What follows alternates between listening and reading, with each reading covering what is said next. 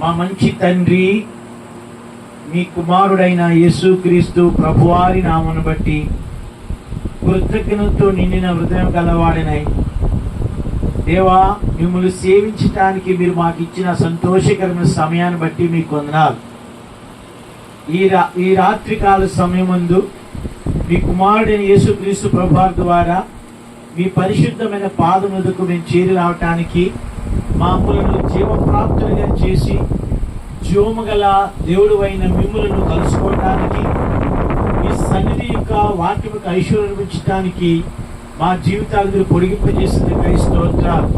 మీ కుమారుడైన యేసుక్రీస్తు ప్రభువారి నామమును బట్టి ఈ రాత్రి పరిచయం కొరకై మీ చేతులున్నాం తండ్రి. అనుగ్రహించిన పాటలు బట్టి వందనాలు, చదవబడిన లేఖన భాగములు బట్టి మీకు వందనాలు.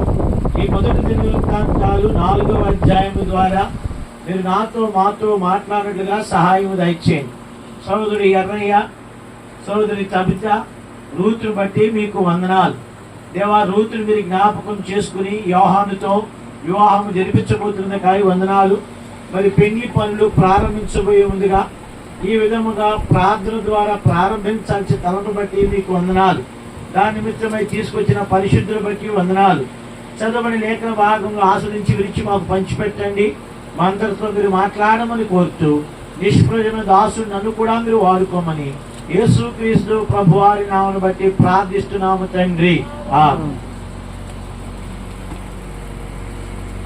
నేను ఈ ప్రాంతానికి వచ్చి 22 సంవత్సరాలు, 23వ సంవత్సరం అవుతుంది. అయితే చాలా కొడుకులు పెట్టాం,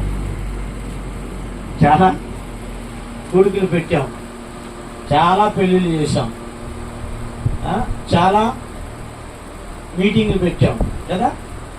కానీ నా సేవా జీవితంలో, నా చరిత్రలో ఇలాంటి మీటింగ్ ఎక్కడా పెట్టలేదు. ఇదే ఫస్ట్ టైం తగ్గుతుంది.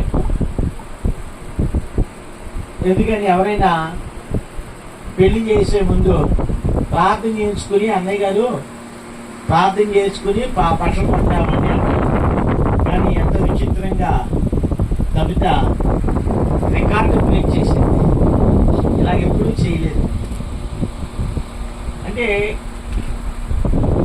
కారణం ఏంటి అంటే దేవుడికి ప్రథమ స్థానం ఇవ్వాలి కదా. ఇలాగ మనం తినడానికి తాగడానికి కాదు, కానీ అది రెండవ సంగతి. లేకపోతే